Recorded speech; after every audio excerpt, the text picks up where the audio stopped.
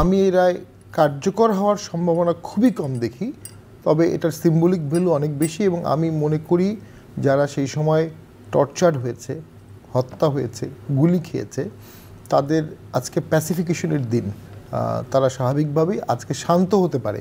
তো আজকে আর 10 বছর পরের মধ্যে দেখা যাবে অনেক কিছু চেঞ্জ হবে। বেশিরভাগ 10 বছরের পরের অপেক্ষায় আছেন? না, আমরা কোনো অপেক্ষায় আছি না। আমি গত 50 বছরের সিনারি বললাম আপনাকে।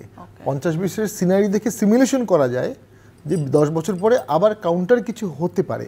সেই কাউন্টার কিছু যেন না হয়, তার জন্য দরকার প্যাসিফিকেশন এগ্রিমেন্ট, যে ঠিক আছে আমাদের প্রতি অন্যায় করা হয়েছে, আমরা তোমাদেরকে হারিয়েছি, বাট তোমরা এই শর্ত সাপেক্ষে এইভাবে রাজনীতি করবা বা করবা না, হোয়াটএভার একটা অ্যারেঞ্জমেন্ট করতে হবে। অ্যারেঞ্জমেন্ট আমি আসলে বুঝি না, একটু আমি স্পষ্ট করে যদি দর্শকদের জন্য, যে একজন ফাঁসির মানে দণ্ডপ্রাপ্ত আসামিকে বলা হবে যে তুমি এগুলো করলে তুমি আবার রাজনীতি করতে? না, আমি তার কথা বলছি না, আমি তার সমর্থকদের কথা বলছি। আমি ব্যক্তিগতভাবে মনে করি শেখ হাসিনার রাজনীতিতে ফিরে আসার সম্ভাবনা আমি লজিস্টিক্যালি দেখি না এই রায়ের পরে। হ্যাঁ, কারণ তার বয়সও হয়েছে এবং এই রায়ের পরে তাকে ইন্ডিয়া ফেরত পাঠাবে বা সে ফেরত আসবে আমার মনে হয় এটা না। তার সমর্থক আছে, কিন্তু তার সমর্থক আছে। এই যে মানে রায়ের আগে পুরো দেশে আমরা দেখলাম যে আমরা একটা ফোন আলাপও দেখেছি যে যেখানে ডাকা হয়েছে নেতাকর্মীদেরকে, সবাই আসো তোমরা ব্লকেট করে ফেলো ঢাকা শহর, কিন্তু আসলে আলটিমেটলি কিছুই হলো না। সো সেই জায়গা থেকে আপনার কি মনে হয় যে মানে আমরা যে আওয়ামী লীগের বিশাল ভোট ব্যাংকের আশঙ্কা করা হয় এখনো, বা এখনো তারা আওয়ামী লীগ হয়তো শেখ হাসিনাকে ছাড়াই আবার আওয়ামী লীগ বাংলাদেশে রাজনীতি করবে, এই শক্তিটা কি তাদের এখনো আছে? মানে এই তাদের এখনকার বর্তমান পরিস্থিতি বিবেচনাপূর্বক আপনি কি বলবেন? না থাকলে জামাত এবং বিএনপি আওয়ামী লীগের ভোটের পিছনে তীব্রভাবে ছুটছে কেন? না থাকলে তো ছুটতো না। শিশির মনির বললো না, পূজা রোজা এক, সুরঞ্জিত সেবগুরুর প্রশংসা করলো, তারপরে মান্নান সাহেবের খুব প্রিয় মানুষ মন্ত্রী ছিলেন, ওনার প্রশংসা করলো। তো এগুলো তো ভোট ব্যাংককে অ্যাট্রাক্ট করার জন্যই করা। এই যে আজকে রায় হলো, এটার পরে আপিল হবে না, কারণ এটা ফাঁসি হয়ে গেছে, এটা কিন্তু আরেকটা প্রবলেম হলো। এটা কি আপিল হওয়ার কোনো সুযোগ নেই? এটা আমি মনে করি আপিল করার সুযোগ নাই, কারণ সর্বোচ্চ সাজা হয়ে গেছে। সরকার এখন কিভাবে আপিল করবে? আর শেখ হাসিনা তো পলাতক তো আপিল করতে পারবে না। এটা সমর্পণ প্রয়োজন যদি আপিল করতে চায়। হ্যাঁ, করতে হবে। আর যদি যাবজ্জীবন হতো তাহলে সরকার কিন্তু আপিল করতে পারতো, এটা একটা ফাইনালিটির দিকে যেত, অ্যাপিলেট ডিভিশন থেকে শেষ করে ফেলতে পারতো। বঙ্গবন্ধুকে হত্যা করলেন কারা? ফারুক রশিদ, সাথে আরও অনেকে ছিল। তো যারা আওয়ামী লীগ বিরোধী তাদের কাছে ফারুক রশিদ 16 তারিখে হিরো, যে সে বঙ্গবন্ধুকে মেরে ফেলছে, এত চমৎকার অপারেশন করেছে একদম পারফেক্টলি।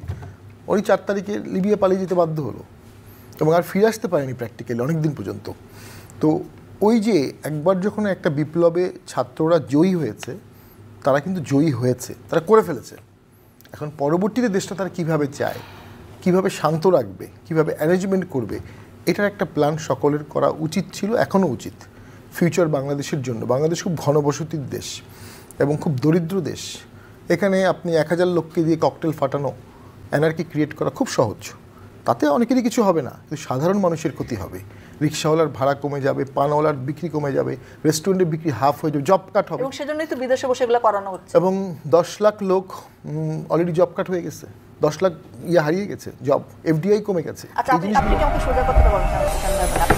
রাজনীতি কোনো সোজা কথা না, রাজনীতি হলো অনেকগুলো অপশনের মধ্যে আপনাকে বেছে নিতে হবে। আমি আপনার মূল কথাটা আসতে পারছি না। মূল কথা হচ্ছে শান্তি স্থাপন করতে হবে, দেশ বাঁচাতে। 10 লাখ লোকের চাকরি চলে গেছে কারণ মানে দেশ অস্থিতিশীল। না, ইনভেস্টমেন্ট হচ্ছে না, এফডিআই হচ্ছে না। মানে ইনভেস্টমেন্ট হচ্ছে না কারণ বাংলাদেশ অস্থিতিশীল। বাংলাদেশ অস্থিতিশীল কারণ বাংলাদেশকে অস্থিতিশীল রাখা হচ্ছে, যেন সে আওয়ামী লীগের লোকজনকে এই যে বিদেশ থেকে টাকা পাঠায় মানে দেশ তাহলে অস্থিতিশীল কারা রেখেছে? বিএনপি, জামাত, এনসিপি। এরকম আন্দোলন সবসময় হয়েছে, এরকম আন্দোলন 14 সালে জামাত বিএনপিও করেছে। 14 সালে জামাত বিএনপি এরকম আন্দোলন করেছে। এখন অস্থিতিশীল তো কিছুদিন হয় আওয়ামী লীগ শুরু করেছে, তার আগ পর্যন্ত অস্থিতিশীল কারা করছে ভাই? 10 লক্ষ লোক চাকরিচ্যুত। হ্যাঁ, এটা তো রিপোর্ট আছে। না প্লিজ একটু প্লিজ কারা মানে অস্থিতিশীল কারা করে রাখছে দেশ? গার্মেন্টস বন্ধ হয়ে গেছে অনেকগুলো, এইজন্য ইনভেস্টমেন্ট আনতে পারবেন। ইনভেস্টমেন্ট হচ্ছে না কারণ তো দেশ অস্থিতিশীল, এটাই না? দেশটা শান্ত না, ভবিষ্যৎটা নিশ্চিত না। শান্তনার অপোজিটে আপনি গার্মেন্টস অর্ডার নিয়ে আসেন না, আপনি তো অনেক বড় বিপ্লবী। আমি তো একমত হচ্ছি আপনার সাথে, আপনি অর্ডার আনতে পারবেন। আমি আপনার সাথে একমত হচ্ছি যে হ্যাঁ বাংলাদেশ অস্থিতিশীল। আমি জানতে চাচ্ছি যে বাংলাদেশ অস্থিতিশীল কাদের দ্বারা, আপনার দৃষ্টিভঙ্গিতে। আমিও আসলে এতগুলো উদাহরণ দিয়েছি, আমি ইনভেস্টর তারা মনে করছে বাংলাদেশে এখন ইনভেস্ট করা যাচ্ছে। আপনি মনে করছেন না? আমার মনে করেন ইনভেস্টর, আমি তো ইনভেস্টর না, আমি তো লোকাল। আচ্ছা মানে হ্যাঁ ওইটাই আপনি জিজ্ঞেস করেন। আচ্ছা শামীম ভাই, মানে দেশকে কিভাবে শান্ত রাখা যায়? ইনভেস্টর জিজ্ঞেস করেন। আমি একটু শুনি শামীম ভাইয়ের কাছে, মানে শান্ত কিভাবে রাখা যাবে? হ্যাঁ, শান্ত রাখার জন্য ওই যে একটা গ্র্যান্ড ড্রাম, একটা লেভিয়াথান, একটা ফরম্যাট তৈরি করতে হবে। ওই যে বঙ্গবন্ধু বলছিল সকলকে আমরা কি বলে সকলকে ক্ষমা করে দিলাম, সাধারণ ক্ষমা ঘোষণা করে আপনার কি দিলাম। মনে হয় যে যারা আওয়ামী লীগকে বলা হয় যে সাধারণ ক্ষমা, ওরা তো এখনো নাচানাচি করছে আপা ফিরবে?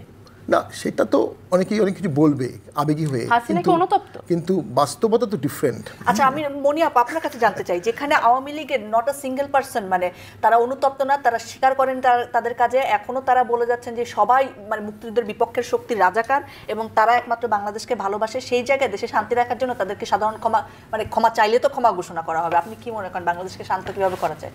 এটা দুঃখজনক, ক্ষমা চাওয়ার কোনো প্রশ্ন আসে না। ক্ষমা কেন তারা চাইবে? তারা যে অপরাধ করছে অপরাধের শাস্তি তাদেরকে পেতে হবে। যে কেউ ক্ষমা চাইলে, আপনি একটা মানুষকে মেরে ফেললেন, আমি বলি মেনেও নেই, ক্ষমা কাকে করব? কাকে করব? চাইতে তো হবে। আপনি জামাত ইসলামী কিন্তু এই কথাটা বলেছিল।